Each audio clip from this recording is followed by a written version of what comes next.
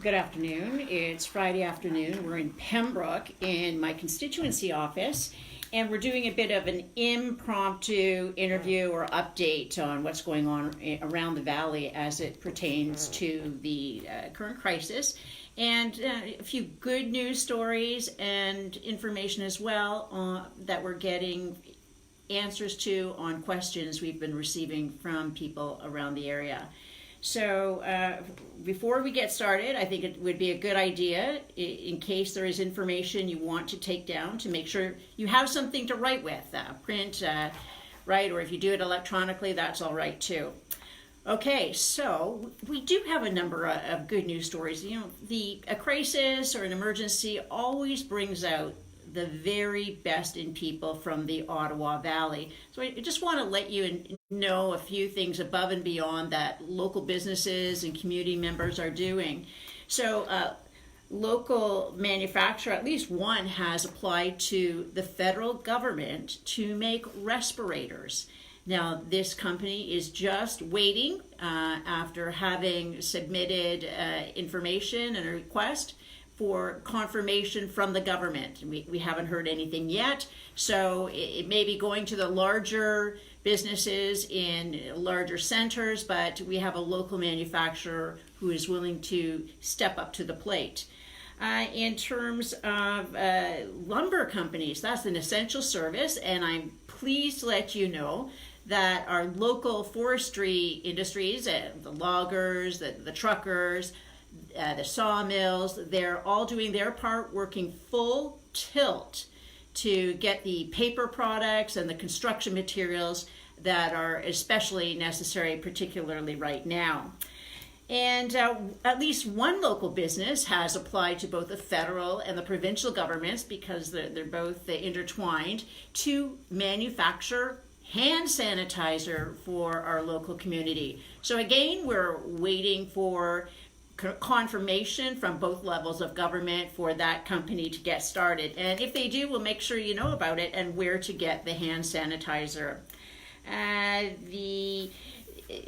know that people are making their own hand sanitizer. There are different videos on YouTube, but it's really important to ensure that you have at least the minimum level of alcohol content, and that you're adding the aloe so that your hands don't dry up and crack. And if you have cracks in your hands and your fingernails and even in your finger tips, that will make you even more susceptible to the viruses or anything else that's going around.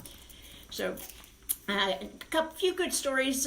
Arnprior will start at the east end of the riding. We've heard that Christine's Kitchen Caterer, she has prepared some frozen meals. So if you don't have the wherewithal to do the cooking right now, if you're in a hurry, she is located in the manse adjacent to the Grace United Church. So she's starting to sell the frozen meals from there, and she's an excellent cook for anyone who's had the benefit of enjoying her catering.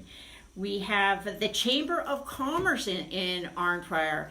They and their regional partners have a volunteer who has assembled a database so that customers, clients, or other businesses can refer to this directory and see what hours different businesses have changed to as a consequence of what's going on and restricted hours, and people who are off due to illness, or people who have to isolate or are in quarantine.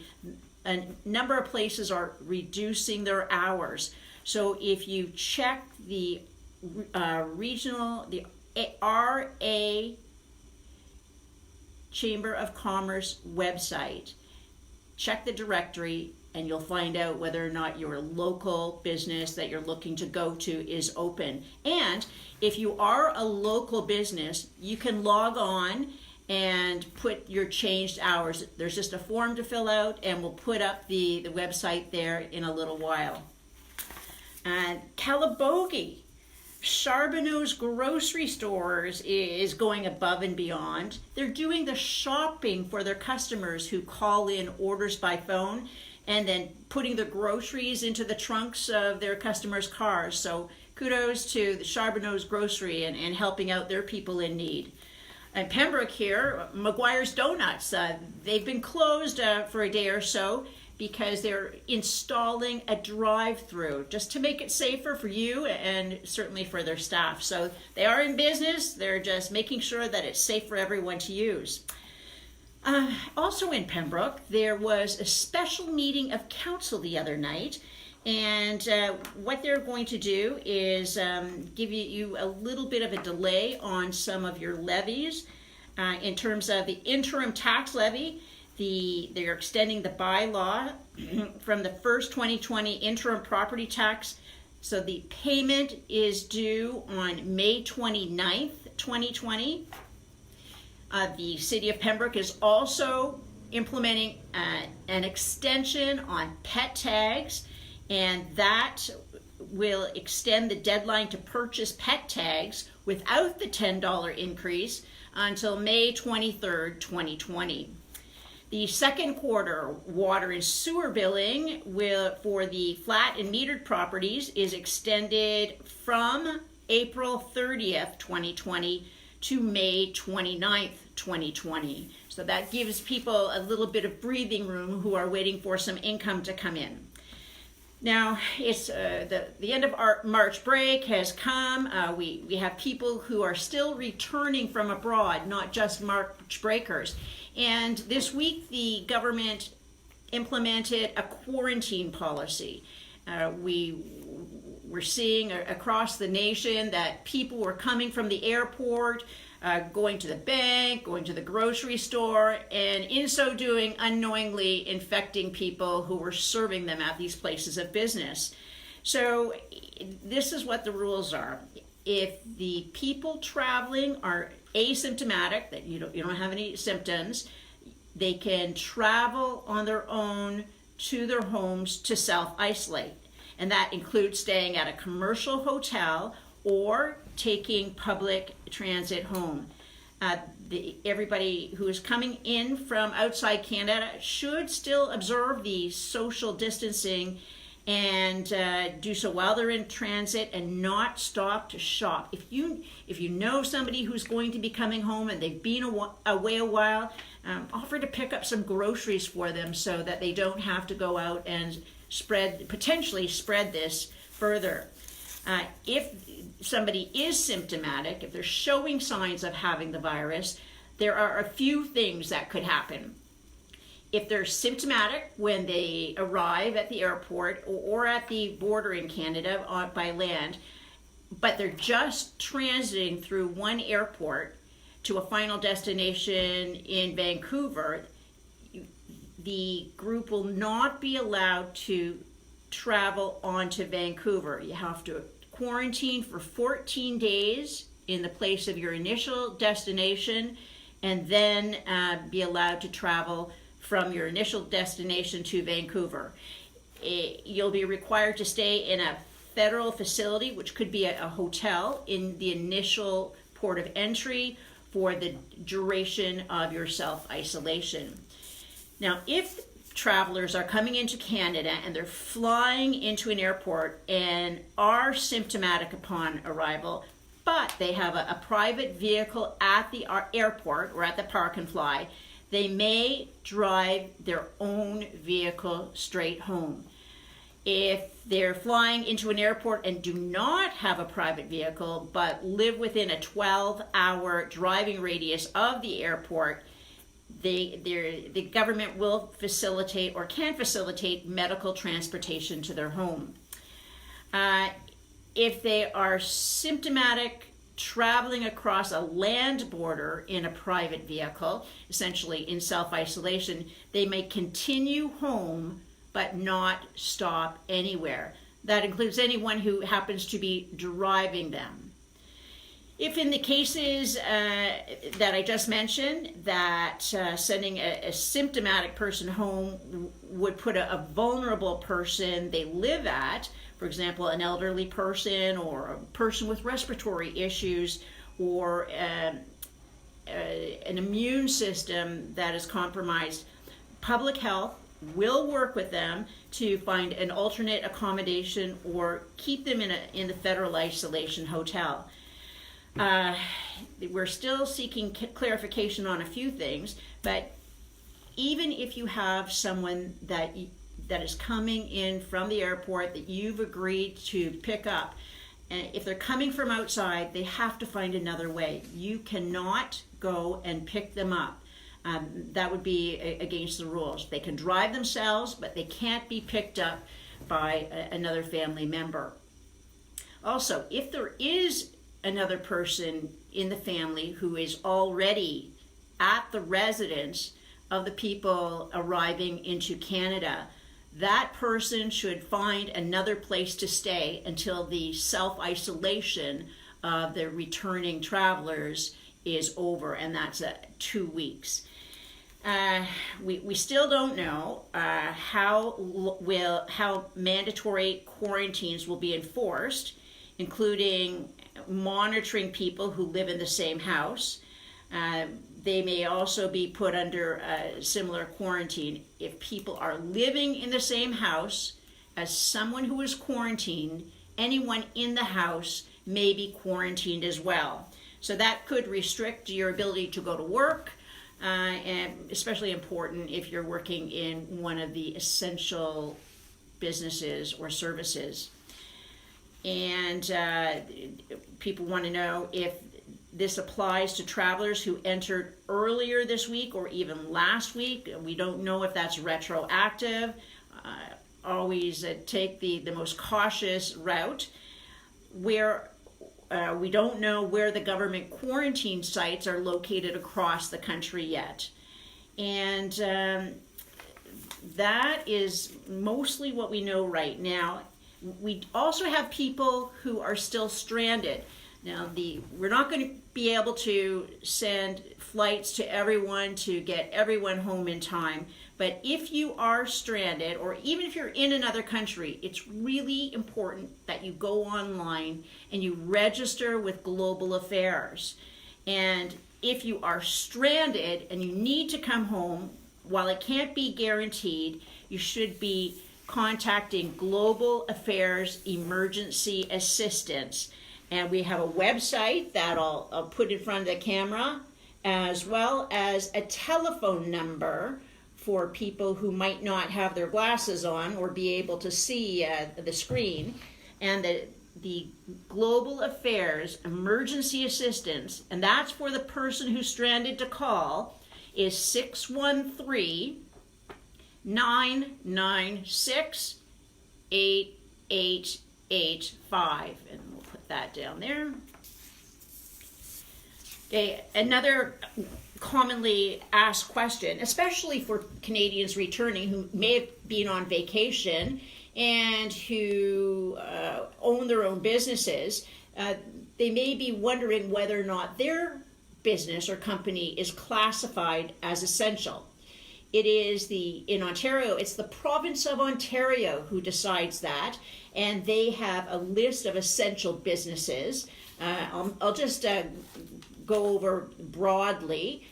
We have supply chains, businesses that supply other essential businesses or essential services with the support, the supplies, the systems, services, and especially protective wear. Retail and wholesaling is a category. Food services and accommodations.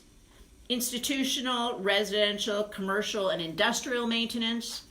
Telecommunications and IT infrastructure service providers, they are listed as essential businesses. Transportation, taxis and other private transportation providers providing transportations. We think that means Uber, but if there are any questions, be sure to log on to that website or call the essential services. So I'm going to put the website to look for the complete list of the essential workplaces. So you can take that down. Maybe take a picture of it with your camera if it's a lot to digest at once, and then you can put it on a piece of paper later and then log in afterwards. So we think it's Uber, but we haven't received clarification on that. And this list is what Premier Ford described as an open list.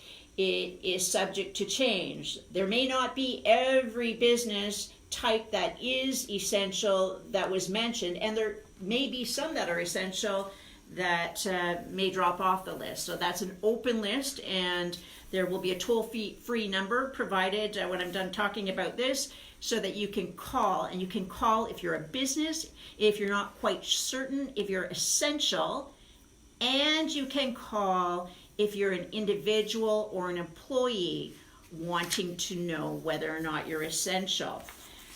Agriculture and food production, deemed essential. Construction, deemed essential. Financial activities, essential, including banking. Resources, making sure that the supply of mining materials and that supply chain, especially in Northern Ontario, is deemed essential. Environmental services, businesses that look after cleanup and spill response. Utilities and community services, waste collection, sewage, waste treatment disposal, potable drinking water, electricity generation, natural gas distribution, road construction and maintenance, police, fire, emergency services, including the coroner services and pathology services, of course, and the corrections and court services are deemed essential. Communications industry, so the newspaper publishers, if they're able to, as well as radio and television broadcasting, telecommunication providers, all these communication industries are deemed essential. And that, of course, is assuming that the people who work for these companies are healthy and able to attend. Research facilities, business and organizations that maintain research facilities and engage in research, and that includes medical research and a list of others. Again, you can check the website to see whether or not a particular item or type of business or type of work is deemed essential. And again, if it's not on the list and you still have a question, we will have a toll-free number that only individuals can call. So Mr. Yakubuski's office, our MPP provincially, and myself, we can't make that call. You have to make that call yourself. Healthcare and seniors care and social services, all these types of organizations are deemed essential. The justice sector, professional and social services that support the legal and justice system, all essential. Other essential businesses include the rental and leasing, laundromats, professional services including lawyers, paralegals, engineers, accountants, businesses providing funeral, mortician, cremation, transfer, burial services, they are deemed. Child care services for essential workers and home child care services of less than 6 children are deemed essential. You may recall at first when there were no daycares open, we had a problem with our nurses and doctors and technicians and other support people for our medical facilities who were left without babysitters or childcare. That now has been rectified. And as you can see, this list is truly an open list. Business regulators and inspectors, they are deemed necessary. And now I have the hotline. So if you are not certain after looking at the website as to whether or not a business or a type of work is not essential or is essential, you can call this hotline, and that's from 8 till 5, Monday through Sunday, and they will be able to provide you with clear information. Or if your situation is unique, you can explain what it is to the people here. And as with all these support numbers, Sometimes you're on hold a very long time. It's because so many people are calling at the same time. But it's important to be patient and continue to dial in until you reach them. Now this week we had a couple of announcements. One of them was the new Canada Emergency Response Benefit, the CERB. And I'm just going to summarize what that's about, and there will be more details coming. It's going to provide a taxable benefit of up to $2,000 a month for 4 months to workers who must stop working due to COVID-19 and do not have access to paid leave or other income support. Workers who are sick, quarantined, or taking care of someone who is sick with COVID-19, they will be eligible for the CERB, which is a taxable benefit of up to $2,000 a month for up to 4 months. Also covered would be working parents who must stay home without pay to care for children that are sick or who need additional care because of school and daycare closures. On the school issue, I came across a piece of local information. We have a number of people who live in areas of the riding who do not have access to internet, and the Public Elementary School Board has extended the Wi-Fi inside their schools to parking lots. So students can go with their parents, drive up to near the school, log into a device, and do their lessons from the parking lot. It's not perfect, but in going on these types of circumstances, it's a quick fix for now. Workers who are sick, quarantined, or taking care of someone who is sick with COVID-19, working parents who must stay home without pay to care for children that are sick or need additional care, again, they are qualifying for the CERB. Workers who still have their employment but are not being paid because there is currently not sufficient work and their employer has asked them not to come to work, they will be qualifying for the CERB benefit. Wage earners and self-employed individuals, including contract workers who would otherwise not be eligible for employment insurance, they will be covered under the Canada Emergency Response Benefit. If you're currently in receipt of EI sickness benefit, do not apply for the CERB benefit.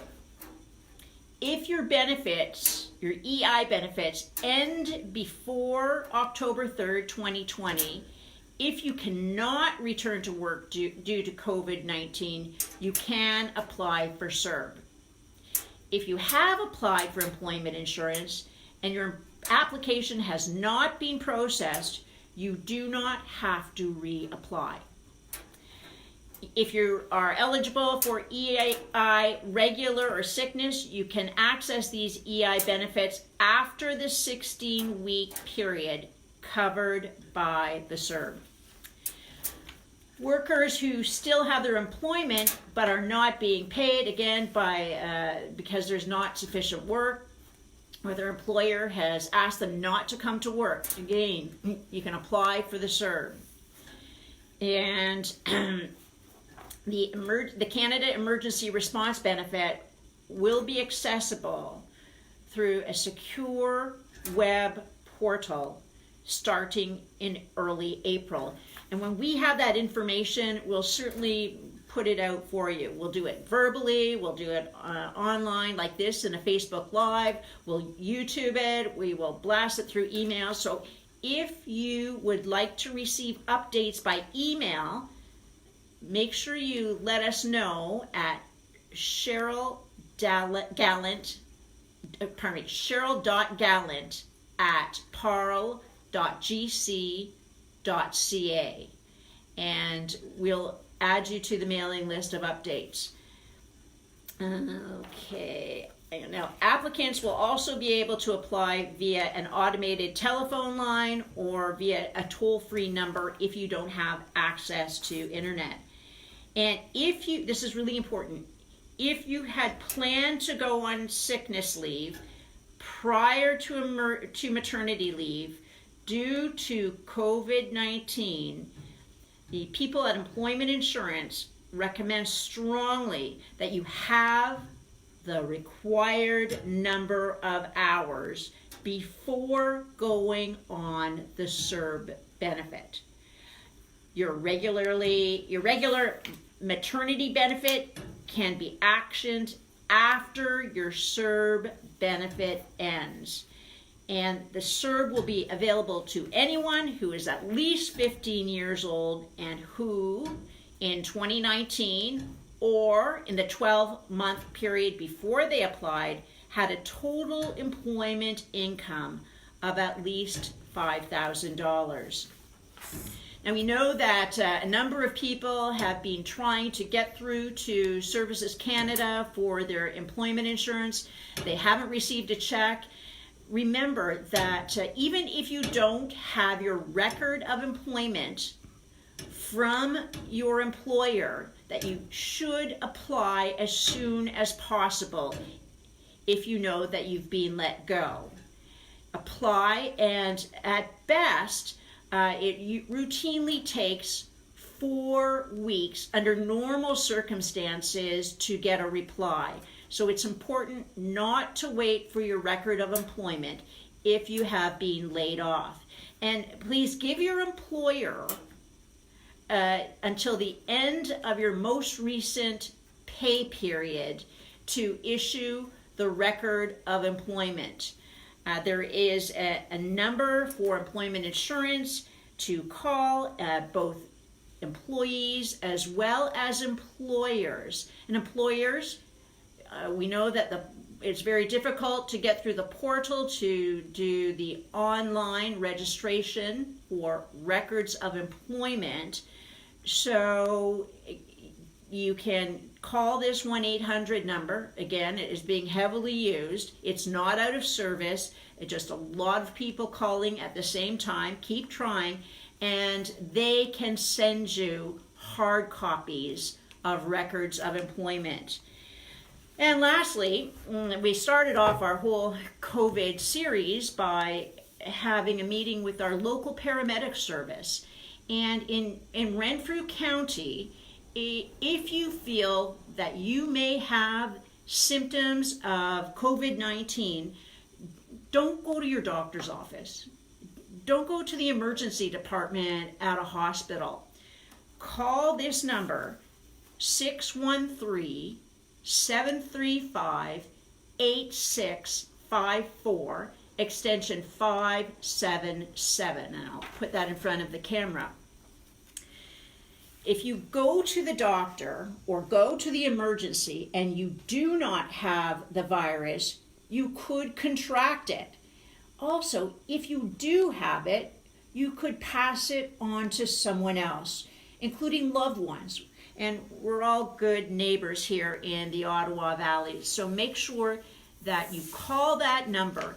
The health unit will do a telephone survey, ask you about your symptoms, and they will give you advice from there.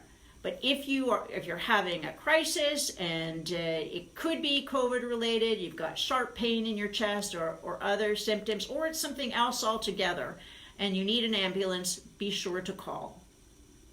That's everything for this Friday afternoon. When I have more information, I'll give it to you. So hope to be checking in on Monday, and we'll have more details on help for small business. Have a great weekend, stay safe, and stay inside if you can.